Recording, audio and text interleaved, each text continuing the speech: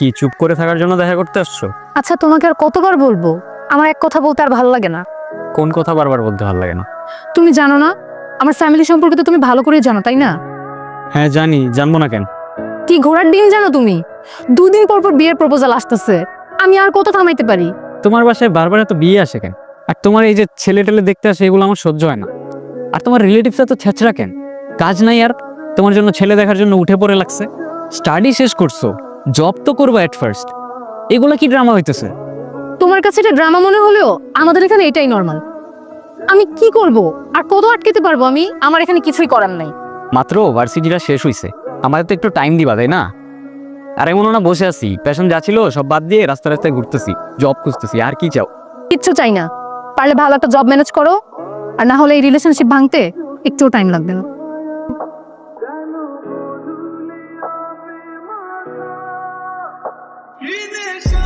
তোমাদের রাতে কতবার কল দিছি আমি, কল পিক করো নাই কেন? আর এতগুলো যে মেসেজ দিছি, একটা মেসেজেরও রিপ্লাই করো নাই কেন? তুমি খালি তোমার দিকটাই দেখতেছো, তুমি ভালো করেই জানো আমি কেন রিপ্লাই করতে পারিনি। আমার সিচুয়েশনটাও তো একটু দেখো। ও আমি আমার দিকটা দেখতেছি, তুমি আমাকে সেলফিশ প্রুভ করতে চাইতেছো তাই না? আমি তোমার সেলফিশ কখন বললাম? প্লিজ কথাগুলোর এমনি তুমি টুইস্ট করো না। ওকে করলাম না তো বলো আমাকে যে কি এমন মহৎ কাজ করতেছিলা যে আমার মেসেজের রিপ্লাই করতে পারো নাই? পারিয়া প্লিজ। হ্যাঁ বুঝছি, এবারও ইন্টারভিউতে কিছু হয় নাই তাই তো? জবটা হয়েই গেছিল, কারণ আমার এক্সট্রা স্কিল হিসেবে গ্রাফিক্স ডিজাইনটা ছিল, কিন্তু স্যালারি 12,000 টাকা। এখন পর্যন্ত জবটা হওয়ার চান্স আছে। আমি কি করবো, আমার একটু সাজেশন দাও না। কি তোমার মাথা খারাপ হয়ে গেছে? তুমি আমাকে জিজ্ঞেস করতেছো সাজেশন দিতে? আর 12,000 টাকা, 12,000 টাকা দিয়ে কি হয়? আমি কি করবো আমি বুঝতেছি না।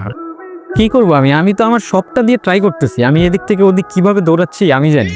ফারিয়া তুমি এত চেঞ্জ কিভাবে হয়ে গেল? কিভাবে এত চেঞ্জ হয়ে গেল? তুমি তো আগে বলতা আমার যে কোনো সিচুয়েশনে তুমি অলওয়েজ সাপোর্ট করবা, আর এখন? শোনো, আগেকার কথা আর এখনকার কথা সেম না, এখন সিচুয়েশন অনেক চেঞ্জ হয়েছে। আর আমার দিক থেকে যতটা করা সম্ভব আমি ট্রাই করছি। এখন যদি কেউ ট্রাই না করে থাকে সেটা হচ্ছে তুমি। আই ক্যান্ট বিলিভ ইউ, তুমি এরকম ছিল না ফারিয়া। অযথা কথা বাড়ায় লাভ নাই। তুমি আমাদের জন্য কিছু করতে পারবা কিনা সেটা আমাকে এখন ক্লিয়ার করে বলে দাও। আমাকে আর কয়েকটা দিন টাইম দাও প্লিজ। I am sorry. পরশু আরেকটা ইন্টারভিউ আছে, কোম্পানিটা ওয়েল নোন আর স্যালারিটাও ভালো, আর ওদের সবগুলা রিকোয়ারমেন্টের সাথে আমার স্কিলগুলোও ম্যাচ করে। আই হোপ জবটা হয়ে যাবে। এটাই কিন্তু শেষ। আর মনে রেখো, হ্যান্ডসাম স্যালারি মানে 50-60 হাজার টাকা, এমন না হলে কিন্তু আমার বাসা থেকে মানবেন। আচ্ছা আমাদের নেক্সট কবে দেখা হবে? যদি জবটা পাও শুধুমাত্র তাহলেই দেখা করতে এসো, আদারওয়াইজ এটাই আমাদের শেষ দেখা।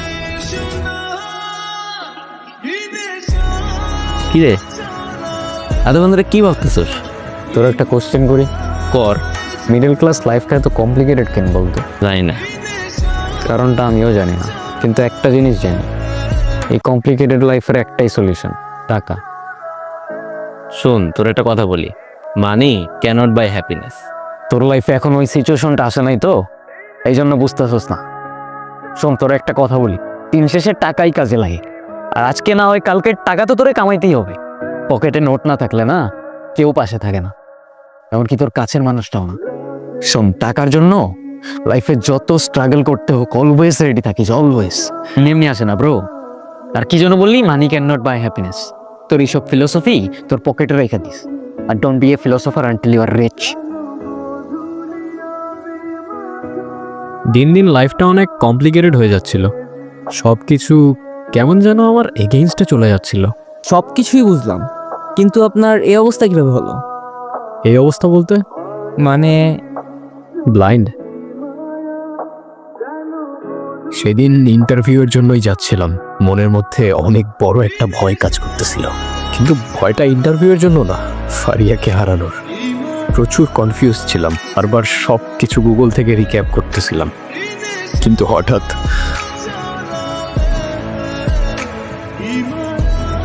মনে হচ্ছিল এটাই আমার লাইফের শেষ দিন। চোখের সামনে সব কিছু অন্ধকার হয়ে যাচ্ছিল, অথচ 2 মিনিট আগেই আমার লাইফ নিয়ে আমি কত সিরিয়াস ছিলাম, আর এখন এক মুহূর্তেই সব মূল্যহীন। এরপর অনেকদিন ফারিয়ার সাথে দেখা হয়নি, কতদিন আমার সেন্স ছিল না আমার নিচেরও মনে নাই। আর যখন সেন্সে আসলাম তখন সব অন্ধকার, ভেবেছিলাম আমার এই অবস্থার কারণে হয়তো ফারিয়া একটু হলেও সিম্পাথি দেখাবে, কিন্তু আমি ভুল ছিলাম। নতুন করে ড্রামা করতেছো না? ব্লাইন্ড তুমি। অ্যাক্সিডেন্ট হয়েছে তোমার, ফ্রেন্ডের সাথে ট্যুর মেরে আসবা আর সেটা লুকানোর জন্য এখন তুমি নতুন করে ড্রামা ক্রিয়েট করতেছো। আমি কখনো ইমাজিনও করি নাই আমার এই সিচুয়েশনটা তোমাকে এইভাবে এক্সপ্লেইন করতে হবে। কি সিচুয়েশন? দেখি তোমার কি সিচুয়েশন দেখি। আমার গ্লাসটা দাও প্লিজ, আমার এই দুনিয়ার আলো আর সহ্য হয় না, প্লিজ। এখন আর কিছু বলবা তুমি? ফারিয়া,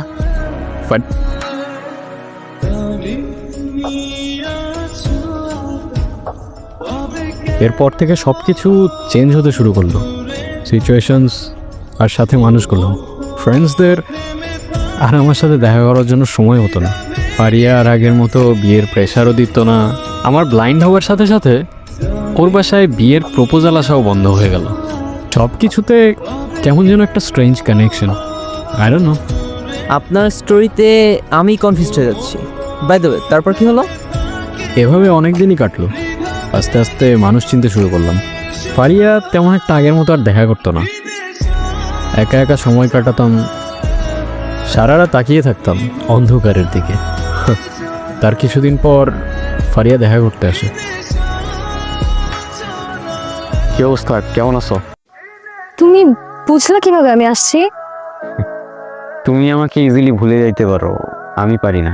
ভুললে এখানে তোমার সাথে দেখা করতে আসতাম না। আচ্ছা, তুমি এখন আমাকে এইভাবে ইগনোর কেন করো? আরে কই ইগনোর করি, বুঝো না বাসায় একটু কাজ থাকে তো এর জন্য আর কি, তেমন কিছু না। আচ্ছা, আচ্ছা তুমি একটু থাকো, আমি একটু ওই সামনে শপিং মলে যাবো, বুঝছো আমার একটা আইলাইনার কিনতে হবে।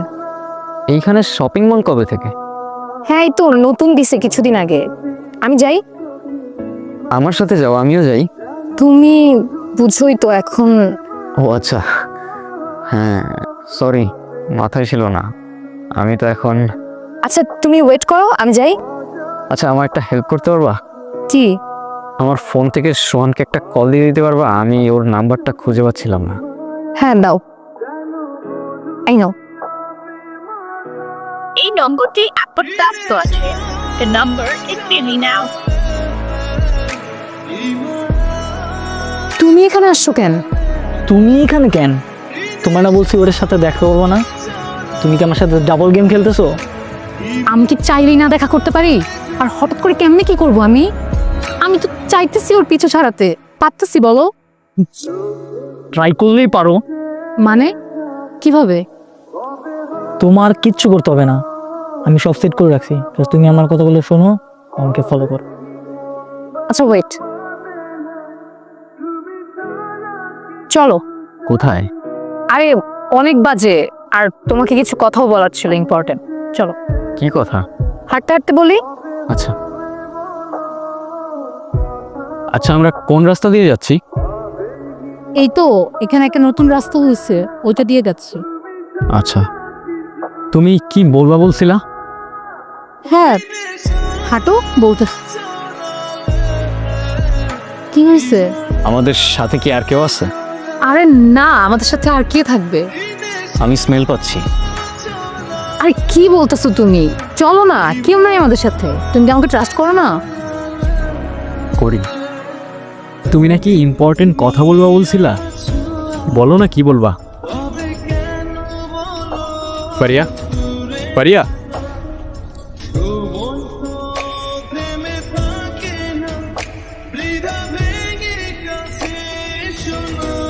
ইম্পর্টেন্ট কথা আমি বলতেছি তোরে। ফারিয়া আমার গার্লফ্রেন্ড, ওর আশেপাশে যাতে তোরে না দেখি। ট্রাস্ট মি ব্রাদার, আজকের পর থেকে আশেপাশে না, সব জায়গায় শুধু আমারই দেখবা।